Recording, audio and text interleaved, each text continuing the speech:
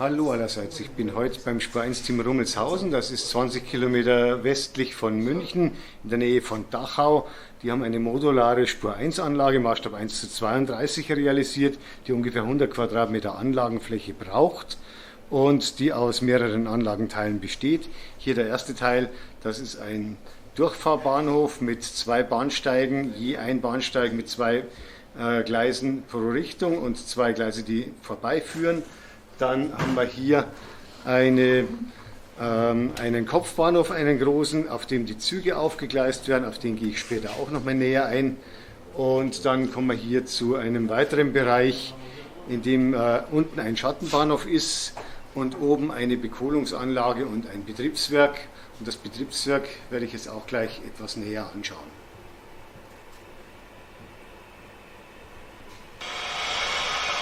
Jetzt hier ein Blick auf das Betriebswerk mit der Drehscheibe und mit dem Ringlokschuppen.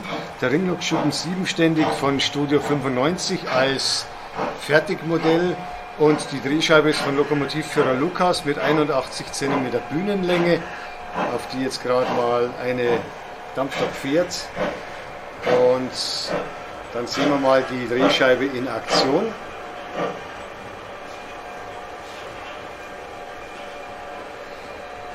Die Drehscheibe wird hier auch direkt vom Tablet aus bedient oder eben über die Central Station, aber hier jetzt eben vom Tablet.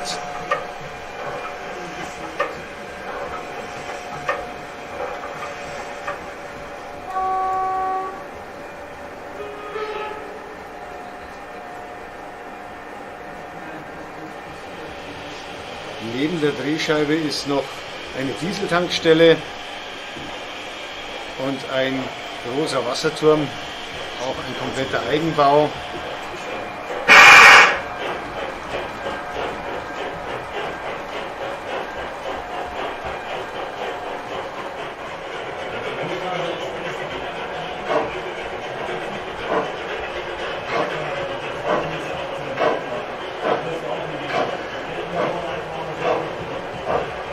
Wie man jetzt gleich sehen kann, sind auch die Tore des Ringlokschuppens elektrisch gesteuert mit Servomotoren und jedes Tor lässt sich einzeln schalten.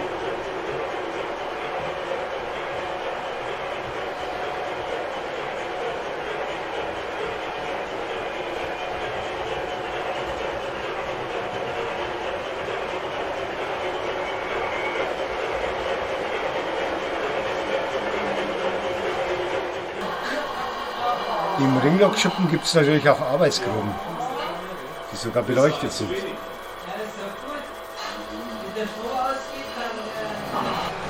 Der Ringlokschuppen ist auch auf der Rückseite relativ schön nachgebildet und es gibt im Ringlokschuppen auch Öfen, die richtig flackern.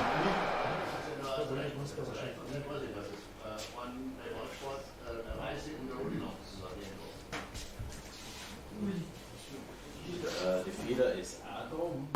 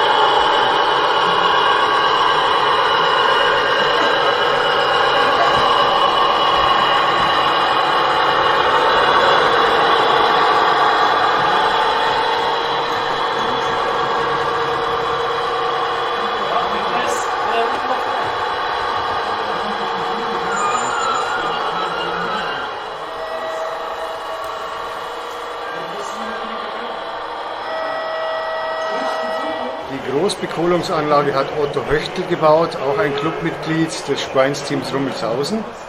Kompletter Eigenbau auch. Auch die sollte man mal ein bisschen näher anschauen.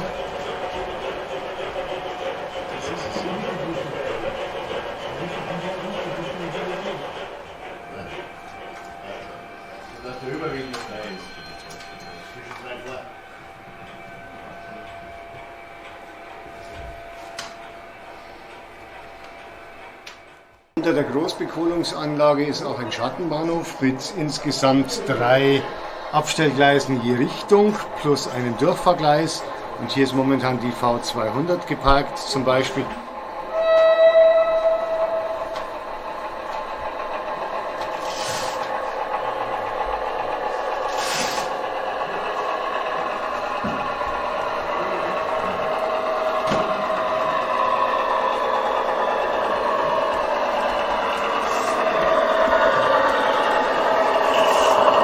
Der Schattenbahnhof ist übrigens so konstruiert, dass hier Klappen für einen Servicefall vorhanden sind, die normalerweise beim öffentlichen Fahrtag, wenn Besucher da sind, zu sind. Und wenn der Club natürlich hier spielt und bastelt, dann sind sie natürlich offen.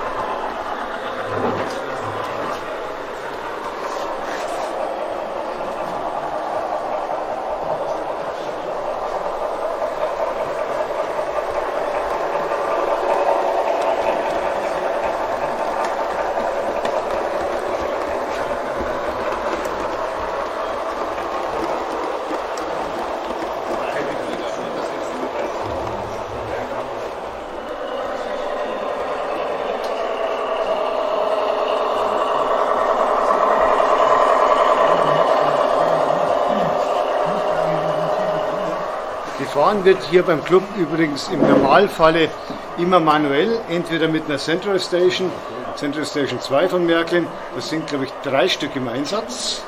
3 Stück haben wir hier, 3 Stück. Oder per Tablet-Computer, der ist dann parallel übers WLAN gekoppelt. Ist das eine App oder ein PC-Programm in dem Falle? Die Märklin-App. Die Märklin-App. Genau, von der Mainstation.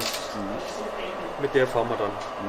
Und da kann man dann ja auch die Weichen schalten, ganz normal, wenn man möchte. Kann man übers und Layout, ansonsten auch die einzelnen Loks steuern. kann man dann verschiedene Einstellungen machen, Control von den Loks, kann man alles verändern. Also ist eigentlich ganz, ganz witzig und sehr einfach zu bedienen auch. Warum fahrt ihr nicht computergesteuert? Weil es wahrscheinlich einfach schöner ist, wenn man manuell fährt, oder? Grundsätzlich macht es schon Spaß, manuell zu fahren. Die Gefahr ist natürlich schon groß, dass man mal Unachtsamkeit da ist und ja. Wir sind am Arbeiten für den Hauptkreis für eine Vollautomatik. Wird aber noch ein bisschen dauern. Gut, man macht das ja in der Freizeit. Wie lange machst du das schon, das Hobby? Oh, das Hobby selber eigentlich schon lange. Früher natürlich klassisch angefangen mit H0. Mein Vater war schon Modelleisenbahner und ja, dann einfach übernommen und irgendwann auf die Spur 1 gekommen.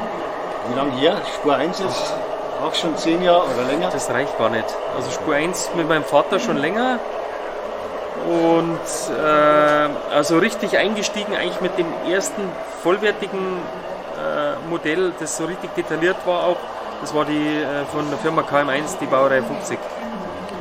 Das heißt, die Faszination der Spur 1 ist einfach die Größe und der Detailreichtum und die realistischen Nachbildungen vom Zylinderdampf zum Beispiel. Genau. Oder Umsteuerung, die inzwischen auch funktioniert. Auf jeden Fall. Also das sind natürlich nach wie vor so Besonderheiten an den Loks in der Größe natürlich, wo man so ganz in H0 natürlich nicht geboten bekommt. Das ist somit auch ein Grund, warum man vielleicht in die Spurweite gewechselt hat. Dann wieder weiter ein Blick auf die Anlage. Jo. Vielleicht schauen wir uns jetzt erstmal hier den Kopfbahnhof an. Der ist auch ganz interessant. Da gibt es insgesamt 10 Gleise.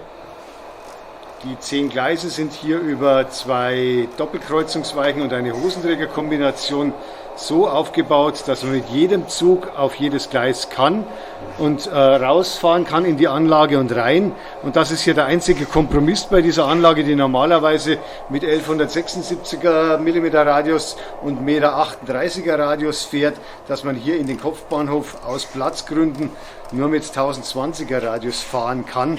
Aber im Normalfalle ist es hier beim Rangierbetrieb und beim Anfangen des Fahrbetriebs nicht ganz so wichtig, dass man hier dann richtig in größeren Radien fährt.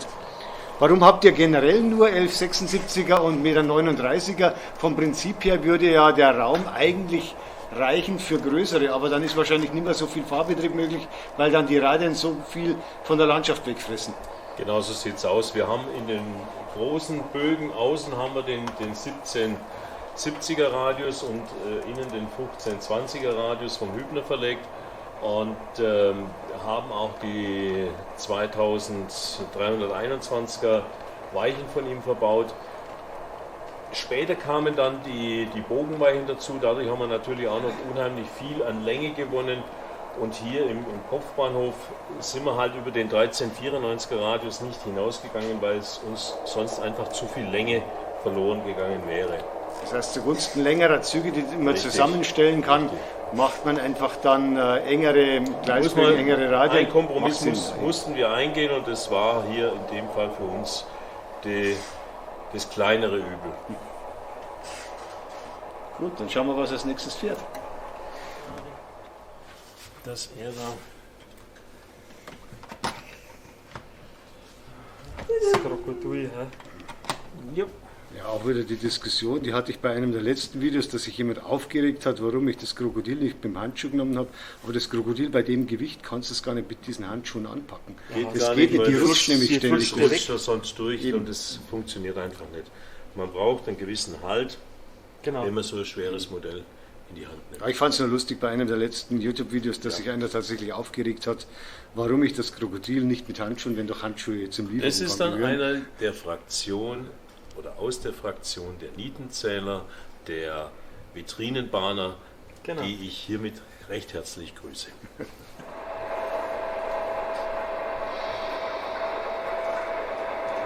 Jetzt haben wir hier also dann einen GMP, einen gemischten Güterzug mit Personenbeförderung und vorne dran das neue Märklin-Krokodil.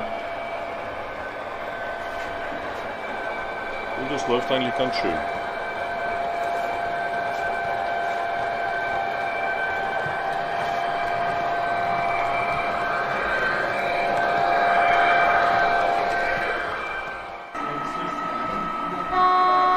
Selbst auf einer 100 Quadratmeter großen Anlage muss man Kompromisse eingehen. Hier ist jetzt der nächste Kompromiss zu sehen, und zwar die Steigung hoch zum Betriebswerk mit 4,5% in den Spitzenstellen als Steigung, weil eben das Betriebswerk über der Schattenbahnhofsebene ist und etwa 40 cm höher liegt, müssen hier 4,5% überwunden werden. Aber das schaffen hier auch nahezu alle Loks einwandfrei.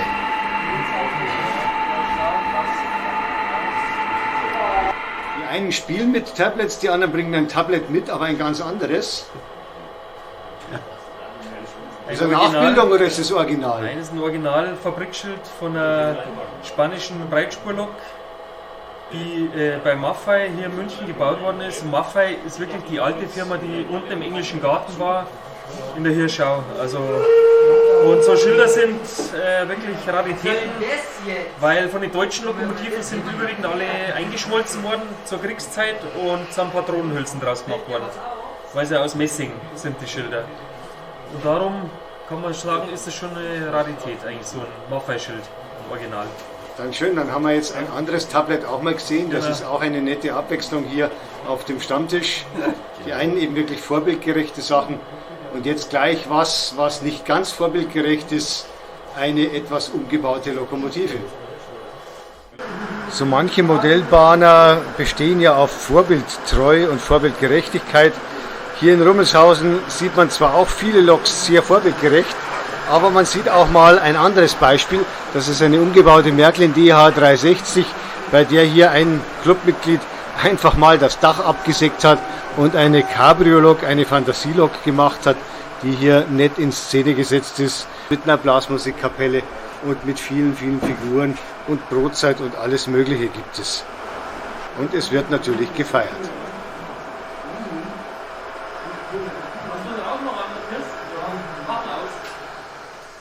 Jetzt gibt es für ein paar Minuten einen Ausflug mit einer Baureihe 89 von Märklin hoch in die Berge.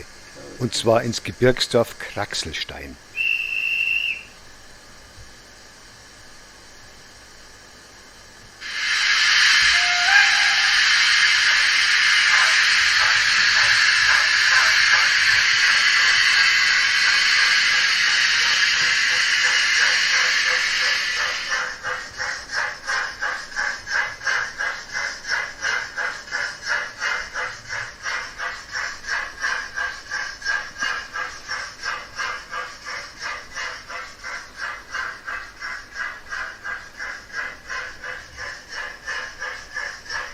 Die hier realisierte Strecke ist teilweise sehr steil mit bis zu 5% und die Radien sind auch relativ eng, an manchen Stellen sogar nur 600 mm.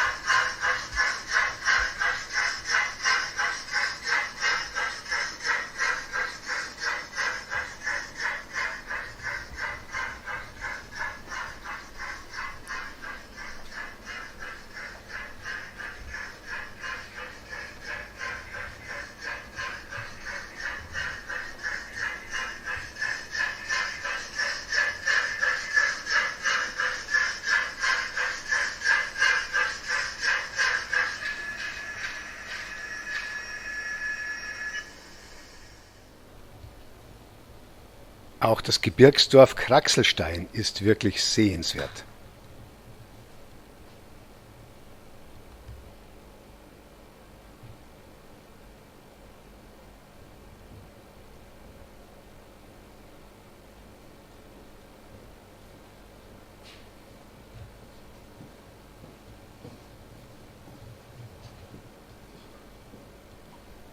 So, genug Bergluft genossen. Es ist Zeit für die Rückfahrt ins Tal.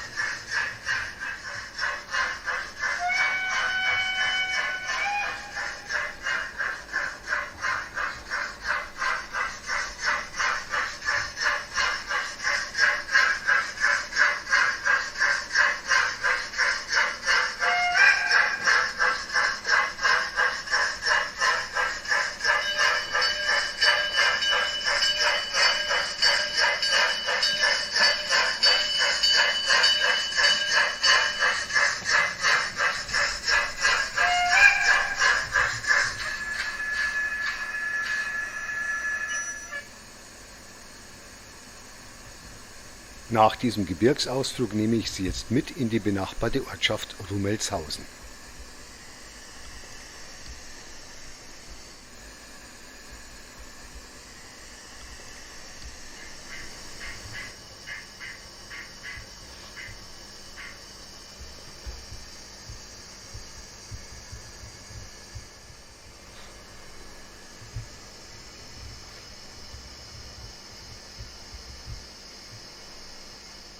Nahezu alle Gebäude hier auf der Anlage, bis auf einzelne Ausnahmen, sind von Otto Höchtl komplett im Eigenbau gebaut.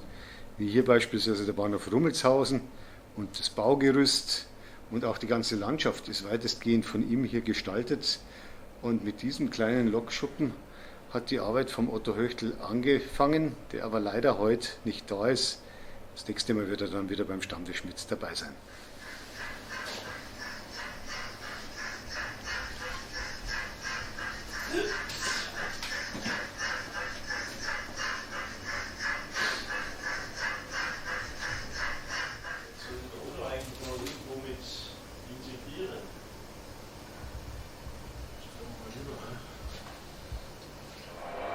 Ihr habt hier auch einige Waggons umgerüstet von normaler Lagerung über das normale Gleitlager auf Kugellagerung. Warum macht man das? Warum treibt man diesen riesen Aufwand? Das hat ganz einfach den Grund, weil es wesentlich weniger Reibungswiderstand gibt. Und wir haben jetzt hier 2 Wagen. Der TEE-Wagen ist umgerüstet auf Kugellager. Und der normale Schnellzugwagen, beide 75 cm lang von Märklin, ist mit den Gleitlagern versehen. Und ich habe den TEE-Wagen schon umgerüstet. So als Vergleich mal, dass man mal sieht, was das für einen Unterschied macht, wenn man mit Kugellager bzw. mit Gleitlager fährt. Stoße ich jetzt beide gleichzeitig an. Und man sieht also, der mit Kugellager, der rennt und rennt und rennt. Der hört also im Prinzip fast gar nicht mehr auf zum Laufen. Der Vorteil von der Geschichte ist der, dass wir weniger Verschleiß auf dem Gleis selber haben. Und natürlich, was man auch gar nicht unterschätzen darf, das ist die Beanspruchung für die Maschinen. Weil, wenn wir schauen, wir haben einen 6-teiligen TEE-Zug mit der 103 vorne dran. Und wenn wir die nicht mit Kugellager ausgestattet hätten, wäre das Getriebe sehr, sehr stark beansprucht. Und es sind halt heute leider nur noch Kunststoffräder, wo da drin sind und keine Metall- oder Messingräder. Der Umbau dieser Wagen ist ja nicht ganz einfach, aber so aufwendig dann anscheinend doch auch nicht, wenn er das systematisch bei allen Waggons jetzt macht. Wir haben also, oder ich habe für einen Wagen zu Beginn natürlich wesentlich länger gebraucht. Da gibt es natürlich ein paar Besonderheiten, wo man bei dem einen Wagen hat, beim anderen nicht. Und zum Schluss, halbe Stunde, habe ich die Dinger umgerüstet. Weil diese Blechplatten, wo da drin sind, diese Blechstreifen von Märklin, die Messingteile, wo da drin sind, die Messinglager, die kann man einfach rausdrücken und ein passendes Kugellager dafür einsetzen. Das mit Flansch natürlich, klar, weil sonst wandert das ja raus. Jetzt ist mal komplett das Gleisdreieck des Kopfbahnhofs zu sehen, wenn es einmal komplett durchfahren wird. Es beginnt also hier mit der Hosenträgerkombination mit einer Kreuzung und dann fährt die Lok hier raus mit dem engen Radius 1020 mm. Das ist die einzige Stelle auf der Anlage aus Platzgründen, damit auch schöne lange Züge zusammengestellt werden können, bei der man diesen engen Radius hat. Und man fährt hier dann raus. Dieses Gleisdreieck braucht natürlich eine Kehrschleifenschaltung, weil ja ansonsten der linke und rechte Gleisstrang des Gleisdreiecks am Hauptgleis jeweils aufs andere Gleis gehen würden und einen Kurzschluss verursachen würden. Jetzt ist der erste Teil erreicht, jetzt fahren wir retour.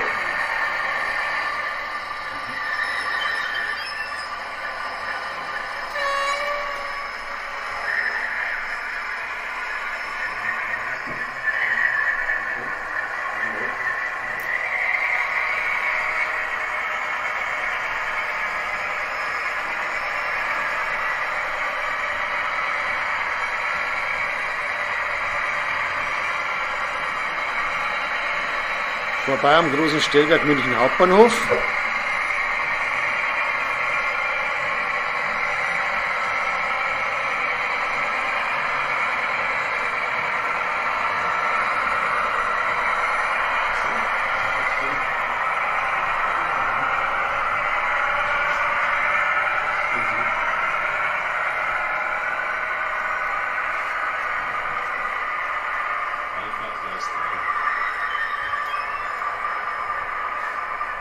Und jetzt geht es retour, wieder über die Hosenträgerkombination, diesmal in die andere Richtung, aufs Gleis 3 dieses 10-gleisigen Kopfbahnhofs.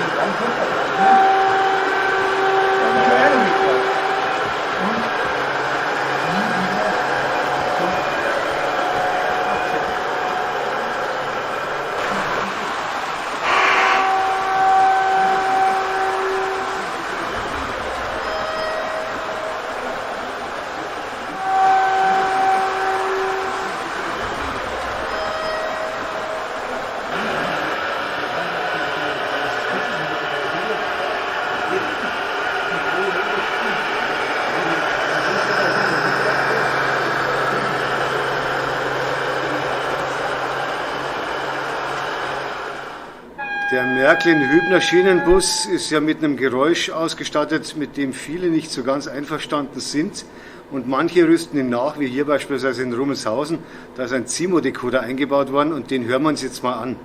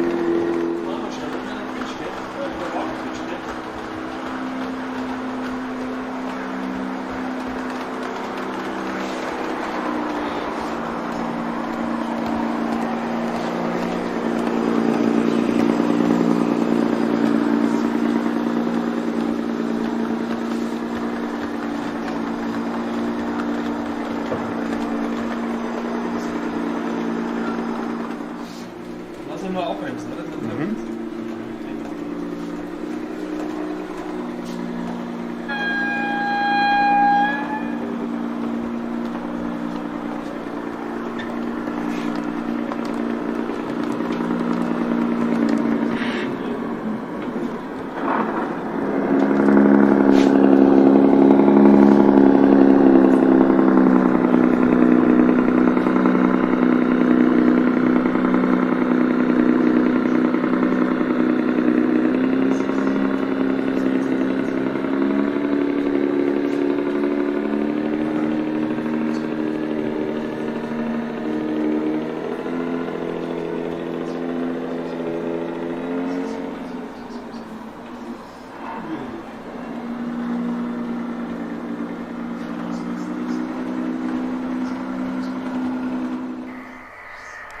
Das war's mit einem kleinen Bericht vom Spur 1 Team Rummelshausen in der Nähe von Dachau mit ihrer wunderschönen modularen Spur 1 Anlage, die immer in der Vorweihnachtszeit aufgebaut wird und im Hotel Göttler in Rummelshausen zu sehen ist, am 2., 3. und 4. Novemberwochenende jedes Jahres. Ich hoffe, mein Video hat Spaß gemacht und ich würde mich freuen, wenn Sie auf meinem YouTube-Kanal mal wieder vorbeischauen würden.